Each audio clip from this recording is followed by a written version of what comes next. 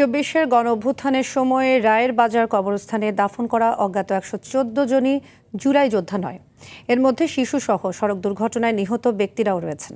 তবে পরিচয় শনাক্ত হওয়া ৮ জনই বুলেটের আঘাতে নিহত হন বলে জানান সিআইডি প্রধান মোহাম্মদ সিবগাতুল্লাহ। সকালে রাজধানীর রায়ের বাজার কবরস্থানে জুলাই গণঅভ্যুত্থানে নিহত অজ্ঞাত পরিচয় ব্যক্তিদের মরদেহের ডিএনএ নমুনা মিলিয়ে শনাক্তের ফলাফল প্রকাশ করে এসব তথ্য জানান তিনি। এর আগে গত ৭ ডিসেম্বর থেকে অজ্ঞাত পরিচয় শহীদদের লাশ উত্তোলন করে শনাক্তকরণ কার্যক্রম শুরু হয়।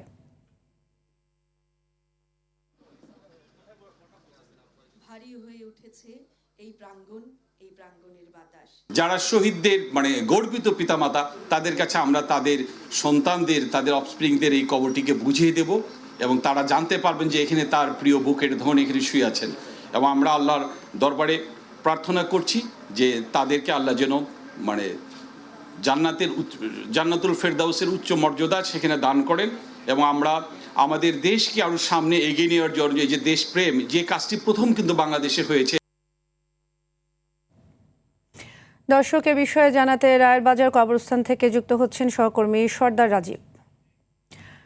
রাজীব, অজ্ঞাত জুলাই শহীদদের মরদেহ শনাক্তের বিষয়ে সবশেষ কি তথ্য পেয়েছেন আমাদের জানাবেন? জি সাদিয়া, আমি এই মুহূর্তে রয়েছি রায়ের বাজার কবরস্থানের ঠিক মাঝখানে। আমরা যদি একটু বলি, মাত্র ঘণ্টাখানেক আগেই কিন্তু এখানে জুলাই শহীদদের যে শনাক্তকরণের কার্যক্রম ছিল, সেই কার্যক্রমের আনুষ্ঠানিকভাবে যে বিবৃতি দিয়েছেন সিআইডি প্রধান, তিনি বলেছেন যে মোট ১১৪ জন যে লাশ এখানে দাফন করা হয়েছিল, অর্থাৎ ২৪-এর গণঅভ্যুত্থানের সময় ১৫ই জুলাই থেকে ৫ই আগস্ট পর্যন্ত অজ্ঞাত পরিচয়ে এই রায়ের বাজার কবরস্থানে যে ১১৪ জনের দাফন করা হয়েছিল, সেই দাফনের ফলে তাদের যে পরিচয় শনাক্তকরণের কাজ চলে। এরপরে তাদের স্বজনদের ডিএনএ পরীক্ষার সঙ্গে শনাক্তকরণের কার্যক্রম অব্যাহত রাখার পর সর্বশেষ যে তথ্যটি রয়েছে তা হলো ১৫টি ভুক্তভোগী পরিবারের ডিএনএর তথ্য দেয় এবং ডিএনএর মাধ্যমে ৮টি পরিবারের স্বজনেরা তাদের হারানো ব্যক্তিকে খুঁজে পেয়েছেন। অর্থাৎ আমরা বলতে পারি যে ওই সময় যে এখানে ১১৪টি লাশ দাফন করা হয়েছিল, এর মধ্যে মাত্র ৮ জনের পরিচয় শনাক্ত হয়েছে।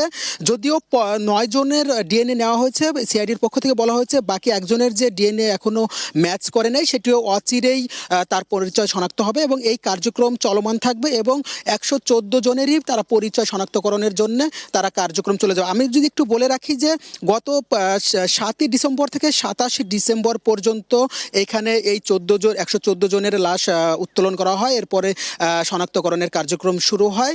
এরপরে তাদের আবেদনের প্রেক্ষিতে বা প্রচারণার প্রেক্ষিতে মাত্র ৯টি পরিবার এখানে আসেন, তাদের ডিএনএ নমুনা দেন। আমরা এই বিষয়ে প্রশ্ন করেছিলাম যে মাত্র ৯ জন কেন পরিবার দিল, ১১৪টি পরিবার পাওয়া গেল না কেন?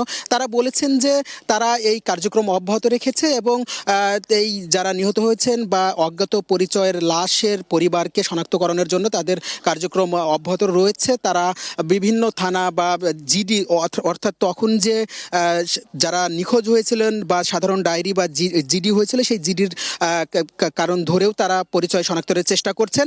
এছাড়াও আমরা যদি আরেকটু বলি যে সরকারের ঊর্ধ্বতন কর্তৃপক্ষ, এখানে যে মুক্তিযোদ্ধা বিষয়ক মন্ত্রণালয়ের উপদেষ্টা ফারুক আজম ছিলেন, তিনি বলেছেন এই কার্যক্রম অব্যাহত থাকবে এবং এর মাধ্যমে বিচার প্রক্রিয়া ত্বরান্বিত হবে। অর্থাৎ এখন থেকে এই বিচার প্রক্রিয়া আরও বেগবান হবে বলেই তারা আমাদেরকে জানিয়েছেন। তো এই ছিল আমার কাছে সর্বশেষ।